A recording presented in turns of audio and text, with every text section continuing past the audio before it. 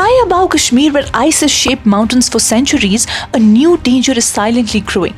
Glacial lakes, once symbols of pristine beauty, are now being flagged as potential ticking time bombs.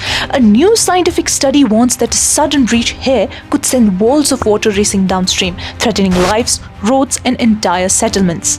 A landmark scientific study has raised serious concerns about the growing risk of Glacial Lake Outburst Floods, or GLOFs, in the Kashmir Himalaya. A landmark scientific study has raised serious concerns about the growing risk of Glacial Lake Outburst Floods, or GLOFs, in the Kashmir Himalaya.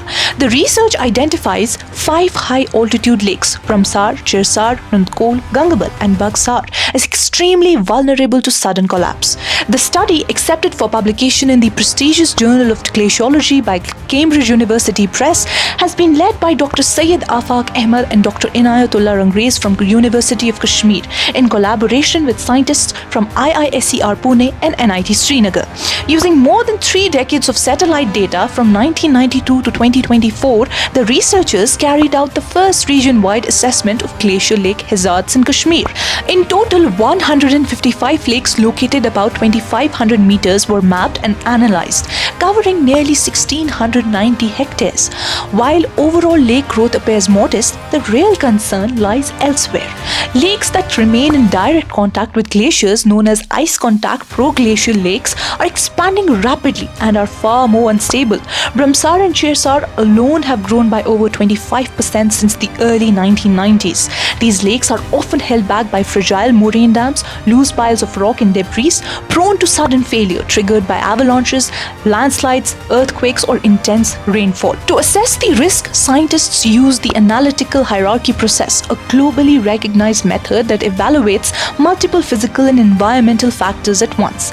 Based on this analysis, 5 lakes were classified in the highest risk category.